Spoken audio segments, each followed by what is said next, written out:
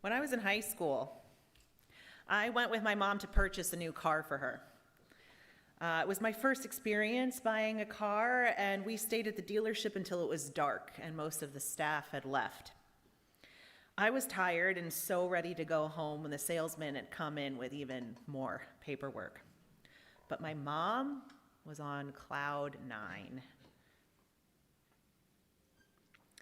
Giddy with absolute delight and anticipation. She was going to buy a brand new Lexus, a luxury vehicle not meant for people like her. The blue-collar working-class station that she had been born into was getting a taste of her ascendance. She had made it. Her excitement kept me from rolling my teenage eyes, at least for that evening. And I was wrapped up in her joy completely. We drove the shiny black leather interior status symbol out of the showroom, hooting and hollering, high on the thrill of it. Money, it can change your life. It can give you comfort, fill your belly, even a fancy car if you've got enough of it. And it is the enough of it part that we have struggled with for a really long time. In 375 BC, and yes, I'm starting there, so you're welcome or I'm sorry. Plato wrote the book Republic, which is a Socratic dialogue, and it is really his best known work. In it, Socrates has many conversations with people, and one of the conversations he has is with this guy named Glaucon, and most of these conversations are about justice. In book 2, Socrates and Glaucon talk about what it would take to make a city just. What would it take with a blank slate to make sure that people lived well, they were happy, and that people were safe? They talked about it as if they could start fresh and new. And Socrates says, well, in terms of needs, people really only need food, shelter, and clothing. And Glaucon's like, no, bro. We're not pigs, as he says. We're human beings, and he advocates for luxuries like furniture, actors, poets, cosmetics, delicacies. Kyle David Bennett, in his assessment of their conversation, writes, at the heart of this discussion is a deeper, nuanced conversation about the nature of luxury and lavishness. He asks, is there a difference between living comfortably and living excessively? Can we find luxury in having nothing? Does living elegantly require us to live extravagantly? Well, the world's religions have plenty to say about the spiritual aspects of luxury and wealth. In the ancient Near East, areas like Mesopotamia and Egypt, great ones, or kings, pharaohs, as they were often called, ruled a system that was an entwining of government, economics, and religion. These things existed together, and the great ones had all of the power, while the black-headed ones, which is what the common folk in the area at the time were referred to, had no choice but to give their crops to these men and build their temples and their palaces and their pleasure gardens and their pyramids due to this entwined nature of their system and the fear of the gods who were in consort with these great ones, supposedly. In his book, Covenant Economics, Richard Horsley writes, the Hebrews withdrew to begin an experiment with an alternative society in which people no longer bowed down to the forces of civilization and instead served a transcendent force of freedom, who insisted upon justice and relations with other people. He goes on, if we look more carefully at the covenant, and he's talking about the Mosaic covenant, which Moses received at Mount Sinai and is the first 5 books of the Hebrew Bible. It becomes evident that God's concern focuses on the social, economic welfare of the people, free of exploitation and oppression by those who manage to consolidate economic, political power in their own hands. Jewish faith was built specifically out of a categorical approach of rejecting the dominant wealthy culture that oppressed them and others. And they did this with laws and rules which dealt in detail with how people are to be in relationship with one another, down to ideas of how they pay each other and how they are to care for one another. Jesus wrestled with wealth and the Jewish law, claiming that the law is only part of the whole picture. He claimed God had come through him to bring the kingdom of heaven. Now, we with our Unitarian heritage reject the idea that Jesus is God and do not worship him as such, but our Judeo-Christian roots uphold Jesus' teachings and have incorporated them into our framework. That sixth principle with the world community with peace, liberty, and justice for all, that comes right out of the Gospels and Jesus' utopic vision of this kingdom of heaven. The kingdom of heaven is not some ethereal place where the purest souls go after their deaths. Rather, it is a place we are called to create in relationship with the holy, that transcendent force of freedom, and with each other. Jesus claimed a rich man cannot enter the kingdom of heaven any more than a needle or a camel can pass through the eye of a needle. But he also dined with tax collectors and luxuriated in being anointed with expensive oils. Islam also has plenty to add to this conversation, and I want to share these words from Hafiz, who is a 14th century Sufi poet. He wrote, "This path to God made me such an old, sweet beggar. I was starving until one night my love tricked God himself to fall into my bowl. Now Hafiz is infinitely rich, but all I ever want to do is keep emptying out my emerald-filled pockets upon this tear-stained world."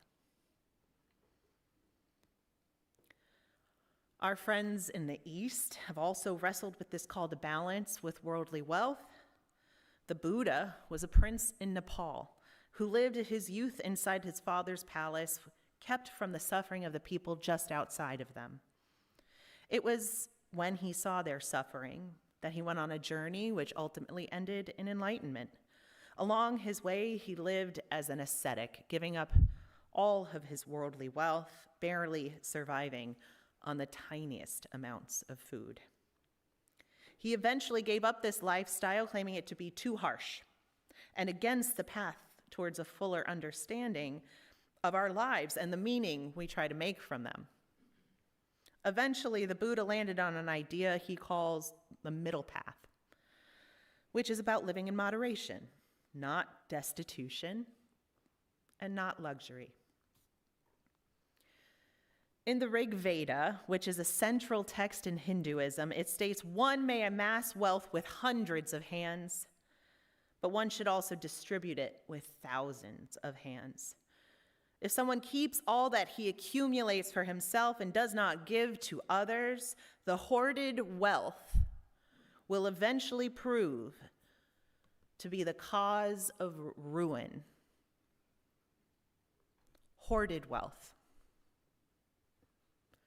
Cause of ruin. I think it is interesting here that the cause of ruin is open-ended. The scripture does not tell us whether it is the ruin of the hoarder, or the ruin of a system, or the ruin of a planet, or the ruin of the people whose labor enabled the hoarder to gather all of his wealth. And I think it is important for us today to consider this in this moment where our capitalist, consumerist society currently stands. Just a little over a year ago, the richest man in the world ended funding and aid to the poorest people in the world. Shutting down USAID has had devastating effects just in this last year on the communities it work was supporting. And recently, I read in a peer-reviewed study published in the Lancet Medical Journal that it's projected that 9.4 million people will die in the next 4 years as a result of closing USAID. 2.5 million of these being children under the age of 5. When I was 5, my family moved to El Salvador for my father's job with USAID. My father is and was an economist, saw everything through the lens of markets, and his education and work was grounded in a hope of alleviating the pain and suffering felt due to extreme poverty. As I've grown in my faith, I've come to understand my father's work and other civil servants' work with USAID and other programs that were generous and giving to be God's work. For whether it is done in atheism, which is my father's preferred theological framework, or not, it is pretty apparent that just as these traditions I've just spent the first half of this sermon laying out call us into balance and call us into generosity, this same work is done through a secular lens of program put together by USAID and other civil servants.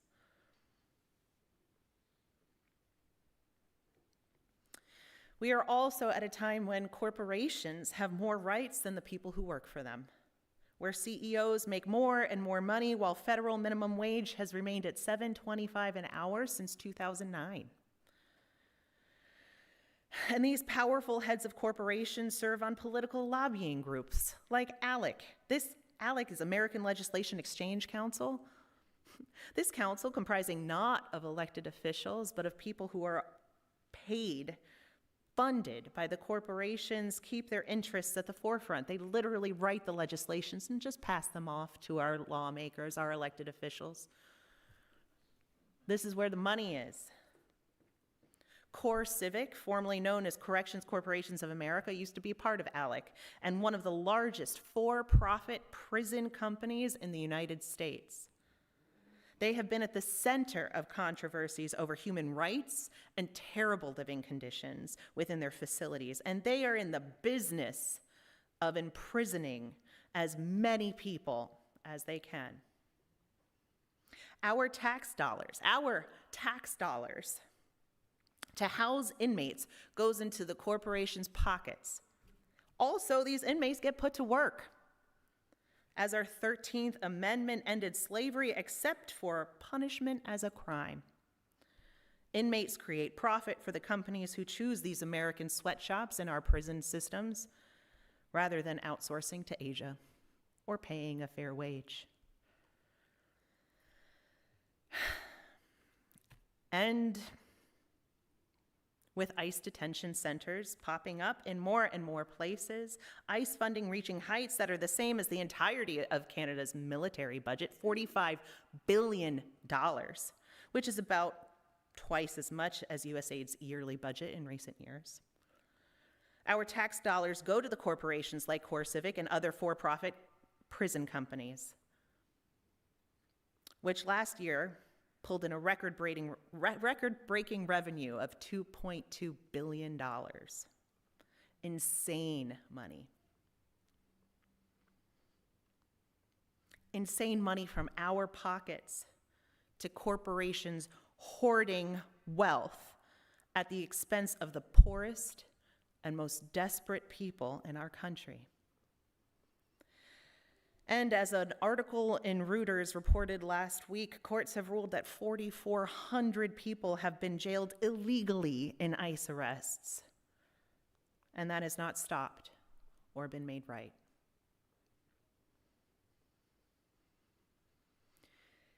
What is happening in our government and in our economic systems is absolutely an issue of faith. A faith with a rich history from multiple sources which call us to acknowledge the intertwining of wealth, power, and politics as dangerous and counter to the power of a united people, counter to that transcendent force of freedom, and a faith that calls us into relationship, into connection and community, into union with another, and into balance with material wealth. We are a people who have worth as independent and unique souls, and we must overcome barriers created in a culture of individualism, a culture we have been entrenched in for a really long time. In both the broader American culture and certainly in our UU traditions. So that we can be made stronger by our interdependence. We are ourselves individuals, whole and holy, as are you and you and you and you and the people outside of these walls. Our faith calls us to see one another in our wholeness. It calls us to empathy at its smallest and its largest levels. We are moved by that transcendent force of freedom, that liberating power that upends corrupt power structures for the breath and life of a colorful, diverse, beautiful people. And how did we get here with these billionaires at the heads of our political system who take our tax money, our tax dollars, stop aid, disregard human life and legal obligation and court rulings, and make it easier for the corporations to make more money? Well, the way I've seen it, we've been worshiping wealth in this country for a really long time. We confused it with the American dream. We have set amassing limitless wealth as the pinnacle of having made it, the definition of success. But it is a dangerous thing to worship wealth. On worshiping, Ralph Waldo Emerson said, "A person will worship something, have no doubt about that. We may think our tribute is paid in secret in the dark recesses of our hearts, but it will come out. That which dominates our imaginations and our thoughts will determine our lives and our character. Therefore, it behooves us to be careful what we worship. For what we are worshiping, we are becoming." I pray we are not worshiping wealth and that we are able to pull on the beauty of the messages from the wisdom calling us into the spiritual grandeur of simplicity. I pray that we worship the hope of an empathetic people who can see each other in our wholeness as worthy experiencers and participants in life. I pray we will follow the call of our faith into action against the cruelty and corruption we are witnessing in this moment. The hope for beloved community, the kingdom of heaven, that global community with peace, liberty, and justice for all.